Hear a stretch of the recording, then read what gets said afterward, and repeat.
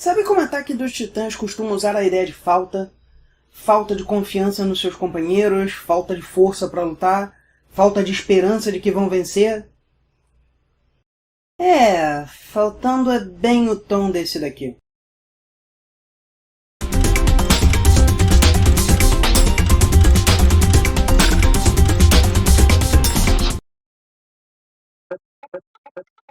Shingeki no Kyojin é um sucesso imenso, mais de 60 milhões de cópias vendidas até então, 3 light novels que saíram dele, outros 5 mangás, um deles focado em personagens femininos e com o mesmo nome que aquele livro pornô de Alan Moore e Melinda Gaby. Well, I think we've all learned something about who's disgusting and who's not. Talvez para quem gosta de sexo sem pele. I'm only eating the skin, so the chicken's up for grabs. Além de 8 games, incluindo um jogo de digitar, um bom sinal, mas não contando um ótimo jogo tributo que infelizmente não funciona mais no Chrome, e se funciona no Firefox, eu não sei como. E parece que o Opera é o Chrome Escarlate. Antes da Queda foi a primeira light novel a vir do mangá, e essa é a segunda adaptação em mangá de uma das light novels. A primeira foi Shingeki no Kyojin Junior High, e é uma comédia. Não, eu também não entendo. E, infelizmente, é bem boba e sem sentido. São 3 capítulos, então é possível que os problemas sejam resolvidos futuramente e as imensas insanidades façam mais sentido mais tarde, mas eu só estou lendo a primeira revista. O primeiro capítulo é um soco no estômago,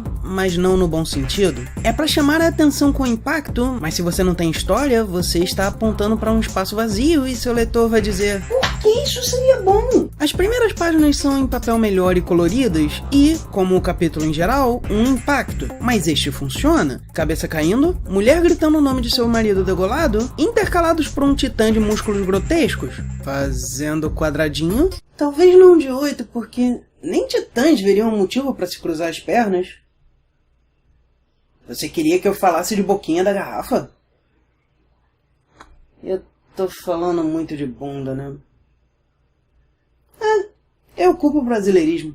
A imagem é uma quebra, mas com sentido. A primeira vez que eu vi, eu achei que era só uma imagem promovendo o título. Ao invés disso, é como uma daquelas sequências rápidas que se vê em filmes às vezes. Só que em vez de esperar até ser retomado mais lentamente para entender o que aconteceu, aqui você pode voltar e se forçar a ver mais devagar os painéis. Ótimo uso da mídia. As próximas 9 páginas mostram 2 capitães se desesperando e bum, pulamos no tempo e ninguém te falou.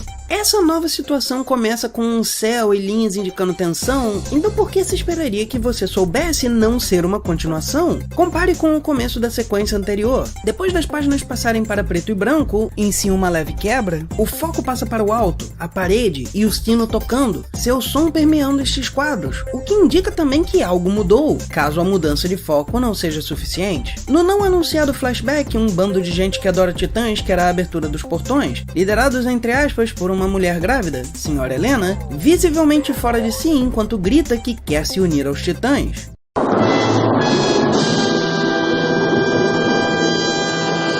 Um suposto cão do governo é decapitado, os portões se abrem, um titã entra e várias pessoas são comidas, como é de se esperar. Ele as vomita em uma bola de eca na qual um dos capitães pensa ter ouvido algo vivo, depois de sair do flashback também sem anúncio. Amedrontado, ele sugere que talvez um titã possa nascer do vômito de outro. Considerando a falta de conhecimento sobre titãs, faz algum sentido. O problema é que então eles reconhecem que é um bebê se movendo e caído no chão, o que imediatamente quer dizer que ele é um filho de titã. E 13 anos depois, ele está aprisionado. É claro!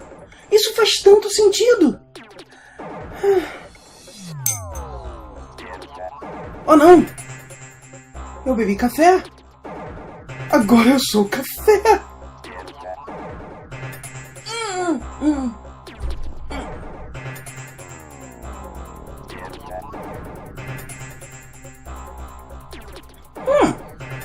Cappuccino! Ah, e o Titã? Um dos capitães diz que ele foi atraído para fora da muralha por cidadãos e o portão foi fechado.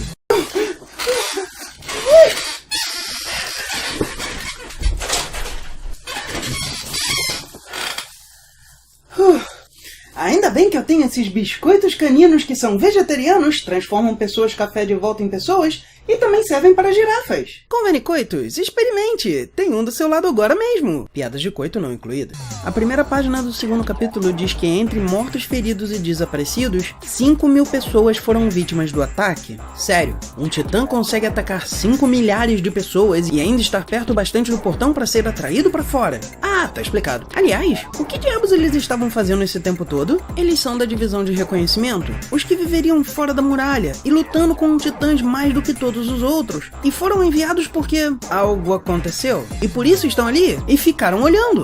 O segundo capítulo é naturalismo ruim. Nojo pelo nojo. Nenhum questionamento dessa natureza repulsiva apresentada. Um cara rico compra o filho de Titã, o mantém preso e malnutrido, e seu filho, Chave, o usa como saco de pancada para ganhar autoestima até poder se juntar aos militares. Zeis, e aí eu chuto e Zeis. O filho de Titã é mostrado sangrando, vomitando e lambendo seu vômito, sendo mordido, mostrado como atração enquanto é espancado e comendo insetos. E só ele comer insetos tem uma leve importância no resto da revista. Não é exatamente o florescer de uma sakura de sangue, é o que eu quero dizer.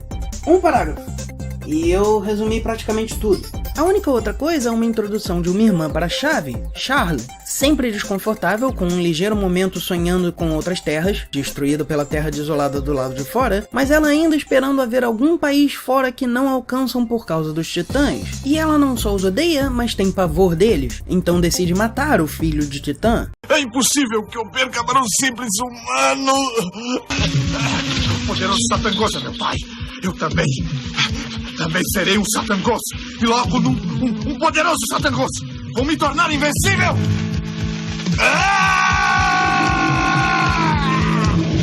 O terceiro capítulo começa com Charlie descendo até a cela com uma faca tremendo em mãos, o que me faz perguntar por que ela precisa carregar a faca assim o tempo todo. Eu não sei se isso é exatamente para mostrar que ela está nervosa e alguns passos antes de abrir a porta ou da porta para dentro bastariam para isso, ou se é para mostrar que ela é determinada, como o título do segundo capítulo indica. Mas, qualquer que seja o motivo, eu sinto como se estivesse vendo alguém jogando o Príncipe da Pérsia pela primeira vez. Finalmente entrando na cela, ela deixa a faca cair quando o filho de Titã se levanta, e ele pega a faca, agarra sua mão e a faz cortá-lo.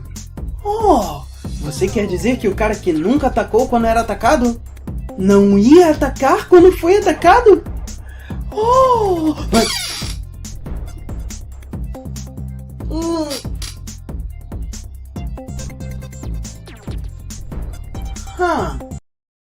É um pássaro? É um avião? Não, é um comercial.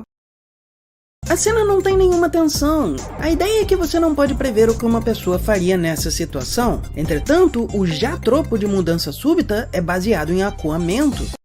Um rato acuado pode atacar subitamente. Não em situação ruim, mas literalmente em um momento em que acha que vai morrer. Ela não sabe que ele aceita essa situação, mas o leitor sabe. E é só para o leitor que a tensão pode ser divertida. Alguém pode dizer que a força da cena é que ele está tentando se matar, mas ele é mostrado como incapaz de compreender muito, então a própria ideia de que ele usa a faca na barriga é estranha, já que ele não teria visto uma faca antes ou teria motivação para usá-la. Mas, se ainda assim você quiser dizer instinto ou florear de harakiri, meu caro boneco de palha, eu devo apontar que a faca continua à disposição dele e não é usada. Charlie traz bastante comida para o filho de Titã, que finalmente se apresenta.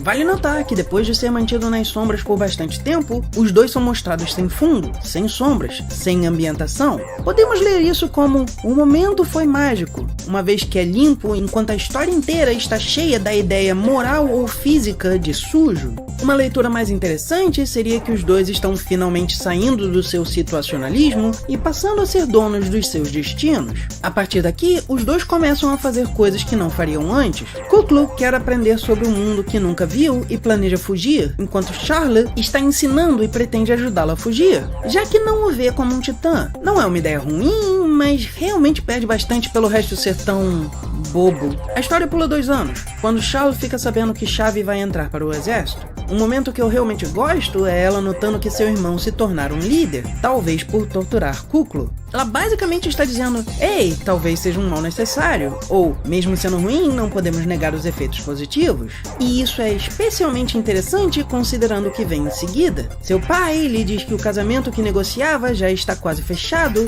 e ela decide que Kuklo deve fugir enquanto ela ainda pode ajudá-lo. Ou seja, quando ela começa a aceitar que os fins justificam os meios, ela é lembrada que ela é o meio. E, antes de talvez o pior momento dessa revista, eu devo notar que a arte é variável. Não só a questão de velocidade, que não se resume ao segundo capítulo, mas também algumas escolhas artísticas estranhas. Por exemplo, as 12 páginas em que o Titã está dentro da cidade é uma mistura de imagens impactantes e bastante escuridão, imagens sujas de pessoas com medo e correndo. A coisa toda já é mais escura e menos sangrenta do que se esperaria para um Titã, mas veja este quadro. A primeira vez que eu vi isso, eu não sabia o que seria isso, mas é uma bola de humanos mal digeridos. Então, ou a bola de onde o filho de Titã sairia ocorreu no meio do ataque, e as 4 páginas e meia depois disso poderiam mostrar algo útil, por exemplo, como eles atraíram o Titã para fora, ou talvez ele esteja vomitando por toda parte, o que me faz perguntar por que não haviam bolas ou poças de humanos para todo lado. A única outra possibilidade que me vem à cabeça é que mais ainda da batalha ocorreu e mais tempo ainda se passou, o que quer dizer que os 2 capitães ficaram ainda mais tempo esperando sem fazer nada. É difícil falar sobre essas escolhas porque parte delas parece ser bem motivada e mal executada. E como algumas são bem executadas, isso torna a arte mais confusa. Veja, por exemplo, Charlie trazendo as más notícias. Uma personagem que se mostrava um alívio da escuridão, agora sem face. Leia-se sem poder sorrir, como se a alegria em si tivesse morrido. Ela sai da claridade intensa, talvez representativa do mundo, como uma masmorra tão ruim quanto a escuridão da catacumba. E você pode ver um claro paralelo com a imagem da morte, saída da noite recoberta de escuridão, enquanto esta sai da claridade e clara por fora. Mas a primazia de uma ou 2 escolhas não me faz não notar os problemas.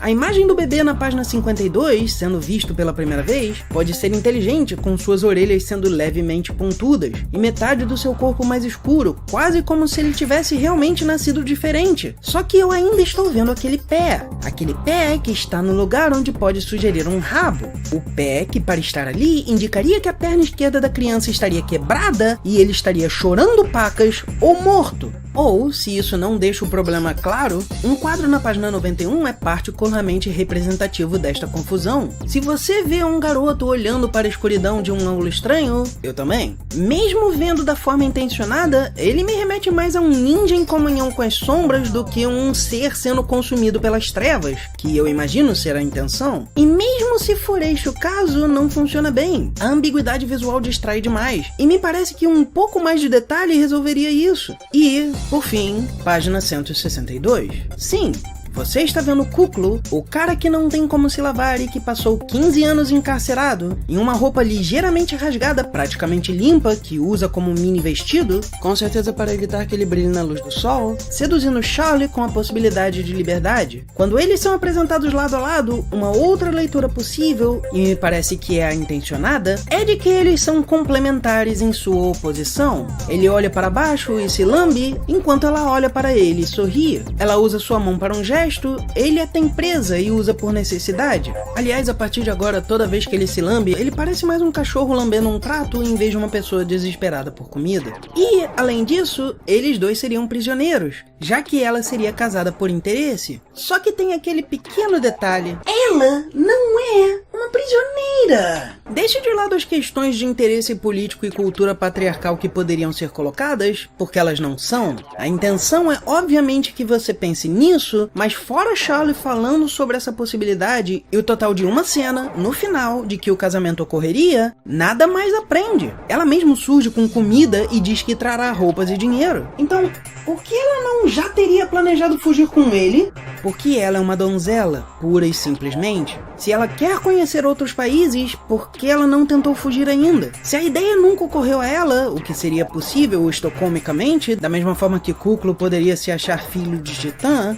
ainda assim, por que não teria ocorrido nestes 2 anos de planejamento? Fim das contas, é uma história estereotípica e vazia. Histórias estereotípicas podem ser divertidas, não me entenda mal, mas você precisa enchê-las de alguma forma. Filmes de ação normalmente usam explosões e lutas. Filmes de horror normalmente usam cenas de sanguinolência, se for slasher, ou situações psicologicamente torturantes, se for mais pra esse lado. E uma das coisas que eu realmente gosto da primeira temporada do anime é como as situações não são exclusivamente um ou outro. Então, haviam várias opções para encher a história. Quer ver quão vazia é? Depois desses 3 capítulos, temos 12 páginas de um trailer da série, e eu imediatamente me pergunto, por que isso tem um final? Não só isto poderia ter aumentado a expectativa? Bem, talvez por isso. Mas esta prévia é ótima, é rápida, mostra os destaques, e consegue algo de que eu senti falta na história em si, o humor. No geral, é fácil pensar que o humor nesse mundo é bastante minimizado, por isso eu não entender a existência de Junior High. Mas ele está mais presente do que pode parecer, e 2 exemplos de como ele é usado são bem claros aqui. Oh, poderoso titã! É de lamber os dedos. De fato, o primeiro capítulo parece ser só uma versão estendida desse trailer com 46 páginas a mais. 36 mais do que precisa, na minha opinião.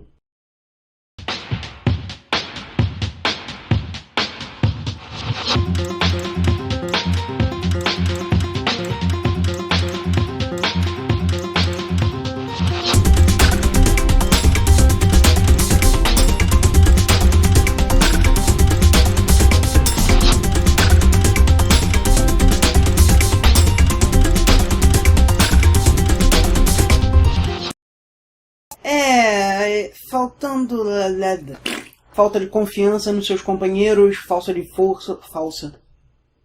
Vou tomar meu remédio que eu esqueci. De uma das light novels.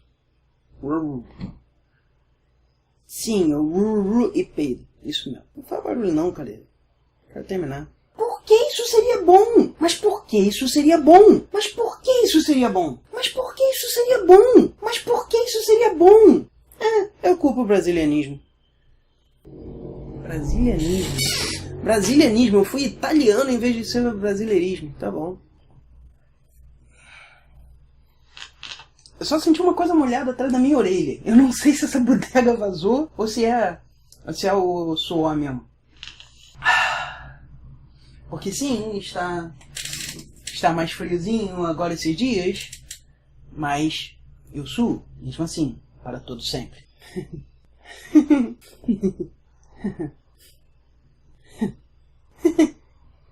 Você não sabe quão difícil é rir sutilmente quando você nunca teve que rir sutilmente antes. 36 páginas a mais do que o necessário, minha opinião. Eu penso em inglês, eu sou... 36 a mais do que precisa, se me perguntar. Não é se me perguntar, é na minha opinião. Com 46 páginas a mais... Puta merda, para de fazer barulho.